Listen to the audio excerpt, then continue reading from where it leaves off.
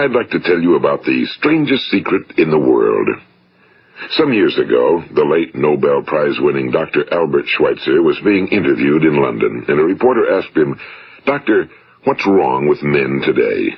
And the great doctor was silent a moment, and then he said, "Men simply don't think." It's about this that I want to talk with you. We live today in a golden age. This is an era that man has looked forward to, dreamed of, and worked toward for thousands of years. But since it's here, we pretty well take it for granted.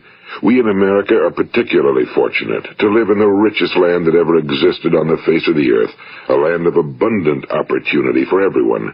But do you know what happens? Well, let's take 100 men who start even at the age of 25. Do you have any idea what will happen to those men by the time they're 65? These 100 men who all start even at the age of 25 believe they're going to be successful. If you asked any one of these men if he wanted to be a success, he'd tell you he did. And you'd notice that he was eager toward life, that there was a certain sparkle to his eye, an erectness to his carriage, and life seemed like a pretty interesting adventure to him. But by the time they're 65, 1 will be rich. 4 will be financially independent. 5 will still be working. 54 will be broke. Now think a moment. Out of the 100, only 5 make the grade. Now why do so many fail? What has happened to the sparkle that was there when they were 25? What's become of the dreams, the hopes, the plans? And why is there such a large disparity between what these men intended to do and what they actually accomplished? When we say about 5% achieve success, we have to define success. And here's the best definition I've ever been able to find. Success is the progressive realization of a worthy ideal. If a man is working toward a predetermined goal and knows where he's going, that man is a success. If he's not doing that, he's a failure. Success is the progressive realization of a worthy ideal. Rollo May, the distinguished psychiatrist, wrote a wonderful book called Man's Search for Himself. And in this book he says, the opposite of courage in our society is not cowardice. It is conformity. And there you have the trouble today. It's conformity, people acting like everyone else without knowing why, without knowing where they're going. Now think of it. In America right now, there are over 18 million people 65 years of age and older. And most of them are broke. They're dependent on someone else for life's necessities. Now, we learn to read by the time we're 7. We learn to make a living by the time we're 25. Usually by that time, we're not only making a living, we're supporting a family. And yet, by the time we're 65, we haven't learned how to become financially independent in the richest land that has ever been known. Why? We conform. And the trouble is that we're acting like the wrong percentage group, the 95 who don't succeed. Now, why do these people conform? Well, they really don't know. These people believe that their lives are shaped by circumstances, by things that happen to them, by exterior forces. They're outer-directed people. A survey was made one time that covered a lot of men, working men, and these men were asked, "Why do you work? Why do you get up in the morning?" 19 out of 20 had no idea. If you ask them, they'll say, well, everyone goes to work in the morning, and that's the reason they do it, because everyone else is doing it. Now let's get back to our definition of success. Who succeeds? The only person who succeeds is the person who is progressively realizing a worthy ideal. He's the person who says, I'm going to become this, and then begins to work toward that goal. I'll tell you who the successful people are. A success is the school teacher who's teaching school because that's what he or she wants to do. The success is the woman who's a wife and mother because she wanted to become a wife and mother and is doing a good job of it. The success is the man who runs the corner gas station because that was his dream. That's what he wanted to do. The success is the successful salesman who wants to become a top-notch salesman and grow and build with his organization. A success is anyone who is doing deliberately a predetermined job because that's what he decided to do deliberately. But only 1 out of 20 does that. That's why today there isn't really any competition unless we make it for ourselves. Instead of competing, all we have to do is create. You know, for 20 years, I looked for the key which would determine what would happen to a human being. Was there a key I wanted to know which would make the future a promise that we could foretell to a large extent? Was there a key that would guarantee a person's becoming successful if he only knew about it and knew how to use it? Well, there is such a key, and I've found it. Have you ever wondered why so many men work so hard and honestly without ever achieving anything in particular, and others don't seem to work hard and yet seem to get everything? They seem to have the magic touch. You've heard them say that about someone. Everything he touches turns to gold. And have you ever noticed that a man who becomes successful tends to continue to become successful? And on the other hand, have you noticed how a man who's a failure tends to continue to fail? Well, it's because of goals. Some of us have goals, some don't. People with goals succeed because they know where they're going. It's that simple. Think of a ship leaving a harbor, and think of it with the complete voyage mapped out and planned. The captain and crew know exactly where it's going and how long it'll take. It has a definite goal. Now, 9,999 times out of 10,000, it will get to where it started out to get. Now let's take another ship, just like the first, only let's not put a crew on it or a captain at the helm. Let's give it no aiming point, no goal, no destination. We just start the engines and let it go. I think you'll agree with me that if it gets out of the harbor at all, it will either sink or wind up on some deserted beach, a derelict. It can't go anyplace because it has no destination and no guidance, and it's the same with a human being. Take the salesman, for example. There's no other person in the world today with the future of a good salesman.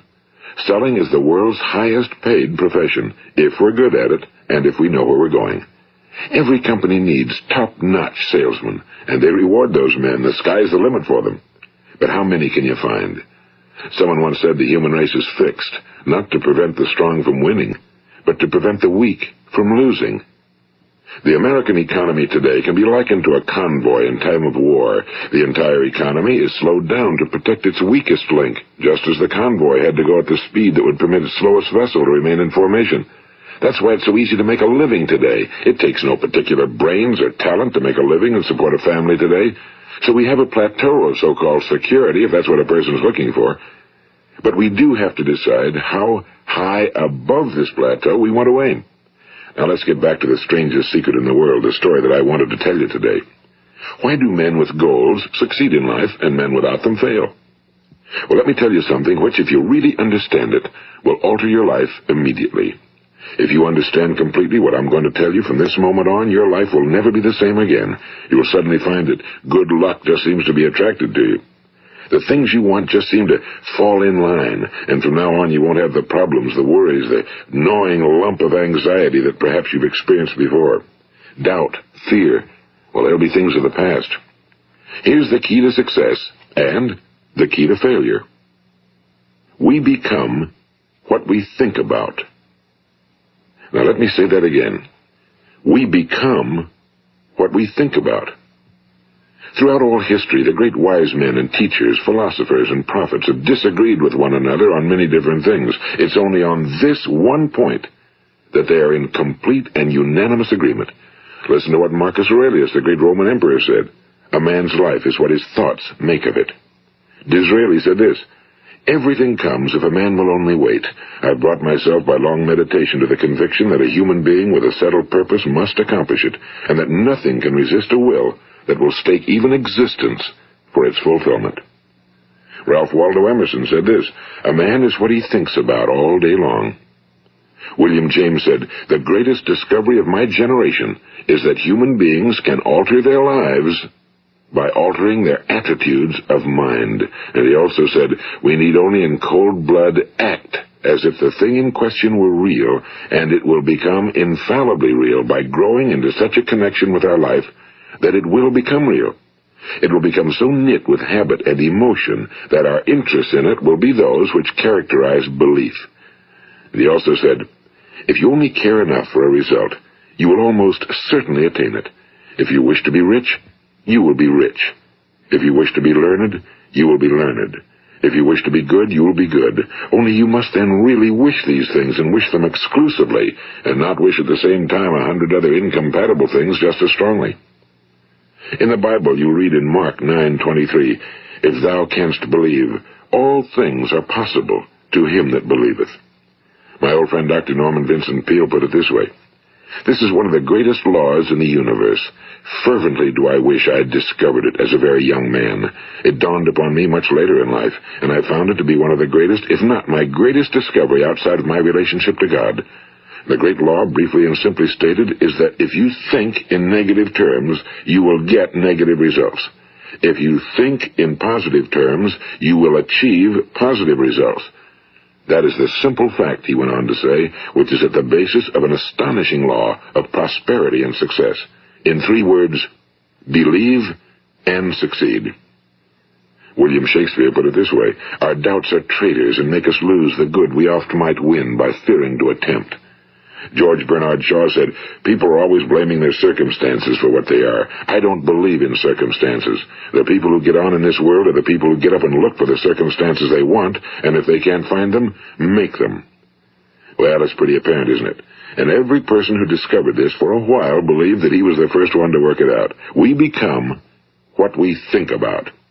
Now, it stands to reason that a person who's thinking about a concrete and worthwhile goal is going to reach it, because that's what he's thinking about, and we become what we think about.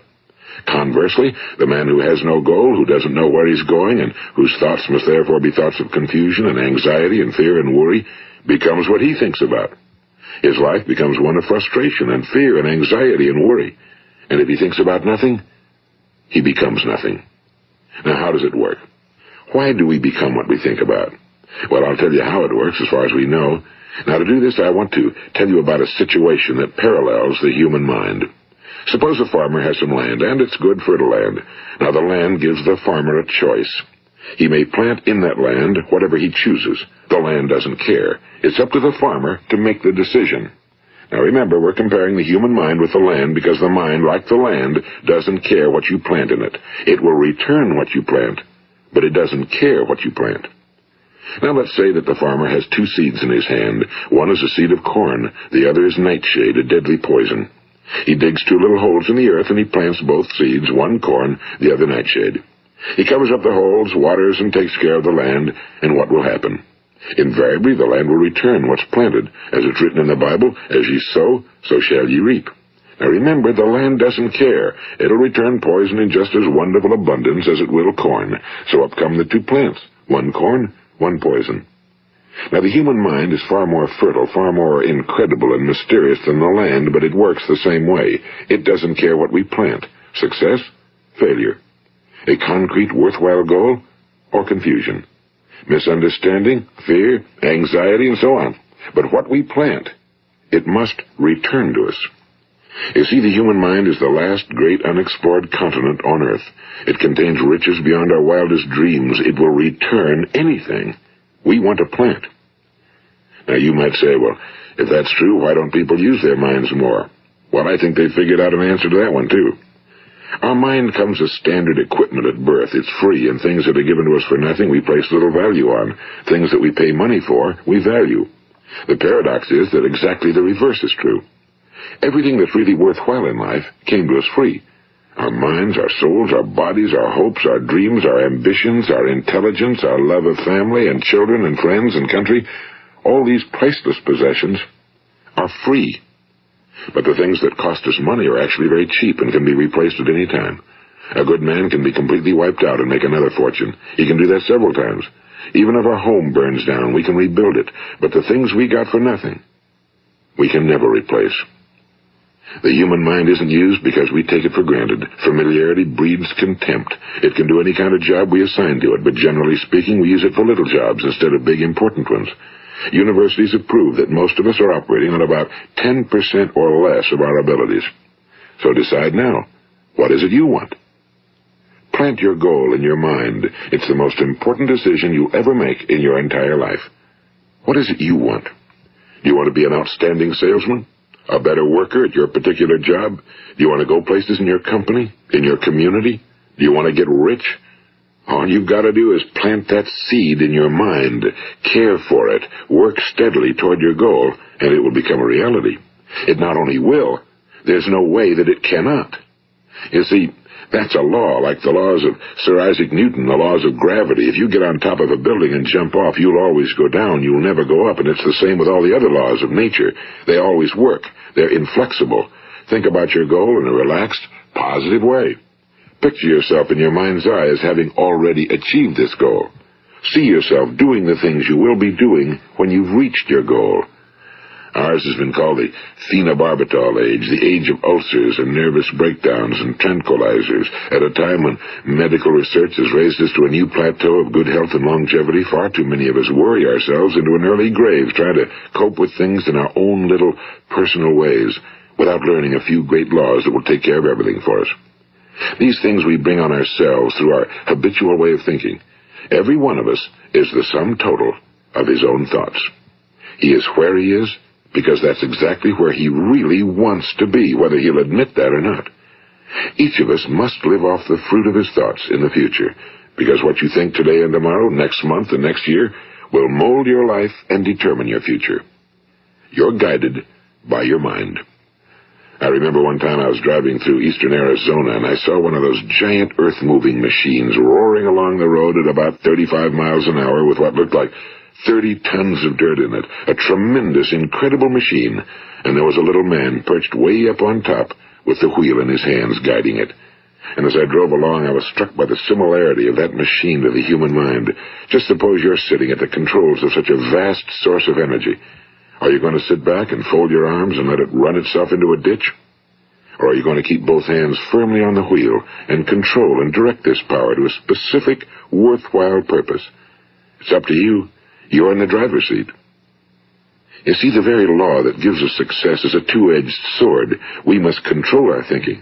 The same rule that can lead a man to a life of success, wealth, happiness, and all the things he ever dreamed of for himself and his family. That very same law can lead him into the gutter.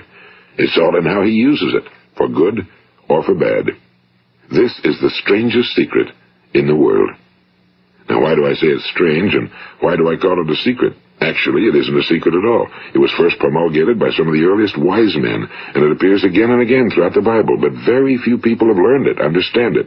That's why it's strange, and why for some equally strange reason it virtually remains a secret. I believe that you could go out and walk down the main street of your town and ask one man after another what the secret of success is, and you probably wouldn't run into one man in a month who could tell you. Now, this information is enormously valuable to us if we really understand it and apply it. It's valuable to us not only for our own lives, but the lives of those around us, our families, employees, associates, and friends. Life should be an exciting adventure. It should never be a bore. A man should live fully, be alive. He should be glad to get out of bed in the morning. He should be doing a job he likes to do because he does it well. One time I heard Grove Patterson, the great late editor-in-chief of the Toledo Daily Blade, make a speech, and as he concluded his speech, he said something I've never forgotten. He said, "My years in the newspaper business have convinced me of several things. Among them, that people are basically good, and that we came from someplace, and we're going someplace. So we should make our time here an exciting adventure. The architect of the universe didn't build a stairway leading nowhere." And the greatest teacher of all, the carpenter from the plains of Galilee, gave us the secret time and time again. As ye believe, so shall it be done unto you. I've explained the strangest secret in the world and how it works. Now, on this side, I want to explain how you can prove to yourself the enormous returns possible in your own life by putting this secret to a practical test. I want you to make a test that will last 30 days. It isn't going to be easy, but if you'll give it a good try, it will completely change your life for the better. Now, back in the 17th century, Sir Isaac Newton, the English mathematician and natural philosopher, gave us some natural laws of physics which apply as much to human beings as they do to the movement of bodies in the universe.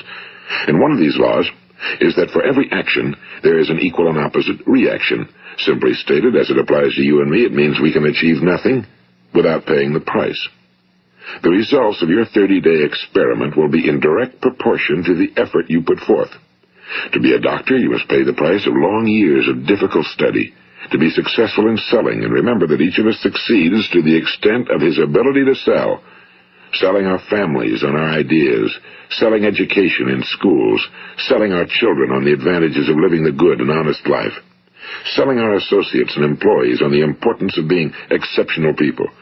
To, of course, the profession of selling itself. But to be successful in selling our way to the good life, we must be willing to pay the price. Now, what is that price? Well, it's many things. First, it's understanding emotionally, as well as intellectually, that we literally become what we think about, that we must control our thoughts if we're to control our lives. It's understanding fully that as ye sow, so shall ye reap. Second, it's cutting away all fetters from the mind and permitting it to soar as it was divinely designed to do. It's the realization that your limitations are self-imposed and that the opportunities for you today are enormous beyond belief. It's rising above narrow-minded pettiness and prejudice. And third, it's using all your courage to force yourself to think positively on your own problem, to set a definite and clearly defined goal for yourself, to let your marvelous mind think about your goal from all possible angles, to let your imagination speculate freely upon many different possible solutions, to refuse to believe that there are any circumstances sufficiently strong to defeat you in the accomplishment of your purpose, to act promptly and decisively when your course is clear, and to keep constantly aware of the fact that you are, at this moment, standing in the middle of your own acres of diamonds, as Russell Conwell used to point out. And fourth, save at least 10% of every dollar you earn. It's also remembering that no matter what your present job, it has enormous possibilities, if you're willing to pay the price. Now let's just go over the important points in the price each of us must pay to achieve the wonderful life that can be ours. It is, of course, worth any price. 1. You will become what you think about. 2. Remember the word imagination and let your mind begin to soar. 3. Courage. Concentrate on your goal every day. 4. Save 10% of what you earn. And 5. Action. Ideas are worthless unless we act on them. Now, I'll try to outline the 30-day test I want you to make. Keep in mind that you have nothing to lose by making this test and everything you could possibly want to gain. There are 2 things that may be said of everyone.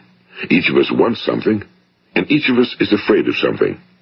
I want you to write on a card what it is you want more than anything else. It may be more money. Perhaps you'd like to double your income or make a specific amount of money. It may be a beautiful home. It may be success at your job. It may be a particular position in life. It could be a more harmonious family. Each of us wants something. Now write down on your card specifically what it is you want. Make sure it's a single goal and clearly defined. You needn't show it to anyone, but carry it with you so that you can look at it several times a day. Think about it in a cheerful, relaxed, positive way each morning when you get up, and immediately you have something to work for, something to get out of bed for, something to live for. Look at it every chance you get during the day and just before going to bed at night. And as you look at it, remember that you must become what you think about, and since you're thinking about your goal, you realize that soon it will be yours. In fact, it's yours really the moment you write it down and begin to think about it. Look at the abundance all around you as you go about your daily business. You have as much right to this abundance as any other living creature. It's yours for the asking. Now we come to the difficult part. Difficult because it means the formation of what is probably a brand new habit, and new habits are not easily formed. Once formed, however, it will follow you for the rest of your life. Stop thinking about what it is you fear. Each time a fearful or negative thought comes into your consciousness, replace it with a mental picture of your positive and worthwhile goal. And there will come times when you'll feel like giving up. It's easier for a human being to think negatively than positively. That's why only 5% are successful. You must begin now to place yourself in that group. For 30 days, you must take control of your mind. It will think about only what you permit it to think about.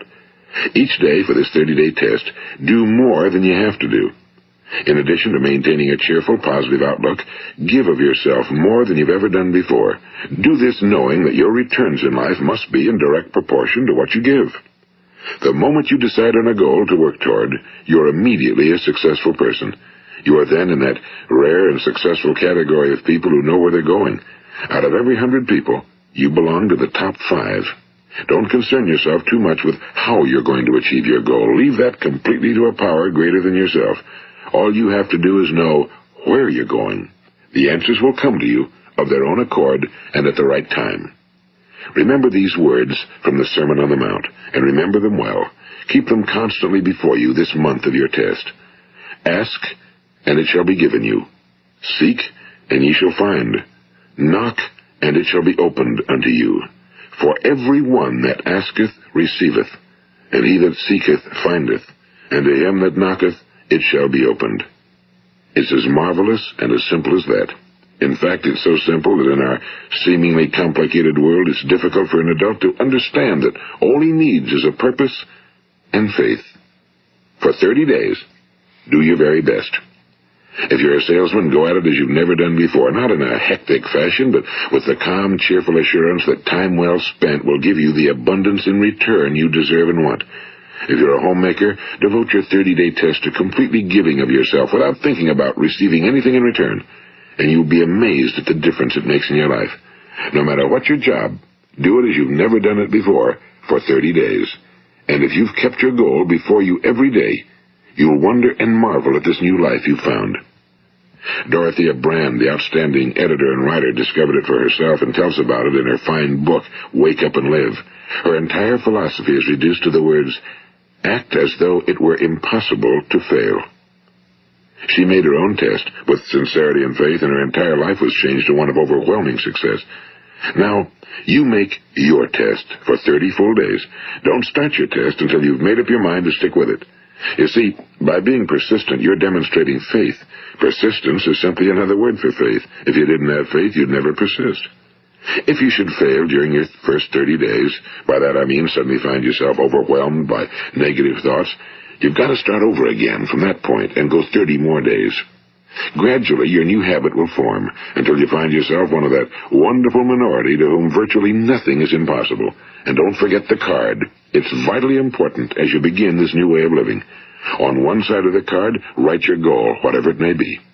On the other side, write the words we've quoted from the Sermon on the Mount.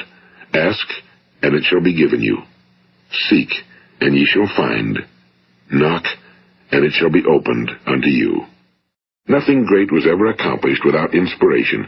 See that during these crucial first 30 days, your own inspiration is kept at a peak. And above all, don't worry. Worry brings fear, and fear is crippling. The only thing that can cause you to worry during your test is trying to do it all yourself.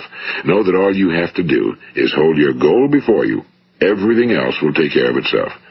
Remember also to keep calm and cheerful. Don't let petty things annoy you and get you off course. Now, since making this test is difficult, some will say, why should I bother? Well, look at the alternative. No one wants to be a failure. No one really wants to be a mediocre individual. No one wants a life constantly filled with worry and fear and frustration. Therefore, remember that you must reap that which you sow. If you sow negative thoughts, your life will be filled with negative things. If you sow positive thoughts, your life will be cheerful, successful, and positive. Now, gradually, you will have a tendency to forget what you've heard on this recording. Play it often. Keep reminding yourself of what you must do to form this new habit. Gather your whole family around at regular intervals and listen to what's been said here.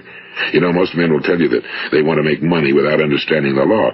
The only people who make money work in a mint. The rest of us must earn money. This is what causes those who keep looking for something for nothing or a free ride to fail in life. The only way to earn money is by providing people with services or products which are needed and useful. We exchange our time and our product or service for the other man's money. Therefore, the law is that our financial return will be in direct proportion to our service. Now, success is not the result of making money. Making money is the result of success, and success is in direct proportion to our service. Most people have this law backwards. They believe that you're successful if you earn a lot of money. The truth is that you can only earn money after you're successful. It's like the story of the man who sat in front of the stove and said to it, "Give me heat, and then I'll add the wood." How many men and women do you know, or do you suppose there are today, who take the same attitude toward life? There are millions. We've got to put the fuel in before we can expect heat. Likewise, we've got to be of service first before we can expect money. Don't concern yourself with the money. Be of service. Build, work, dream, create. Do this, and you'll find there's no limit to the prosperity and abundance that will come to you.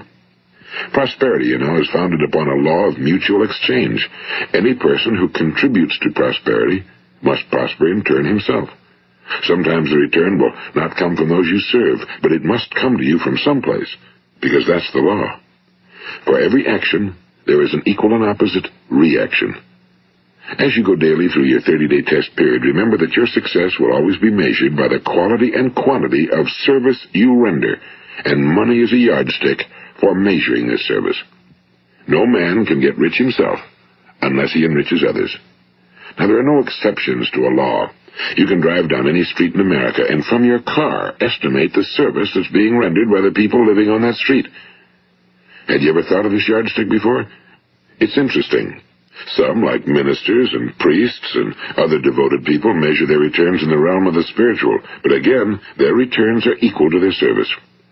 Once this law is fully understood, any thinking person can tell his own fortune. If he wants more, he must be of more service to those from whom he receives his return. If he wants less, he has only to reduce his service. This is the price you must pay for what you want. If you believe you can enrich yourself by deluding others, you can end only by deluding yourself. It may take some time, but just as surely as you breathe, you'll get back what you put out. Don't ever make the mistake of thinking you can avert this. It's impossible. The prisons and the streets where the lonely walk are filled with people who tried to make new laws just for themselves. We may avoid the laws of man for a while, but there are greater laws that cannot be broken. An outstanding medical doctor recently pointed out 6 steps that will help you realize success. 1. Set yourself a definite goal. 2. Quit running yourself down. 3. Stop thinking of all the reasons why you cannot be successful and instead think of all the reasons why you can. 4. Trace your attitudes back through your childhood and try to discover where you first got the idea you couldn't be successful, if that's the way you've been thinking. 5. Change the image you have of yourself by writing out a description of the person you would like to be. And 6. Act the part of the successful person you have decided to become. The doctor who wrote those words is a noted West Coast psychiatrist, Dr. David Harold Fink. Do what the experts since the dawn of recorded history have told you you must do. Pay the price by becoming the person you want to become. It's not nearly as difficult as living unsuccessfully. Make your 30-day test, then repeat it again, and each time it will become more a part of you until you'll wonder how you could ever have lived any other way. Live this new way, and the floodgates of abundance will open and pour over you more riches than you may have dreamed existed. Money? Yes, lots of it. But what's more important, you'll have peace. You'll be in that wonderful minority who lead calm, cheerful, successful lives. Start today. You have nothing to lose, but you have a whole life to win. This is Earl Nightingale, and thank you.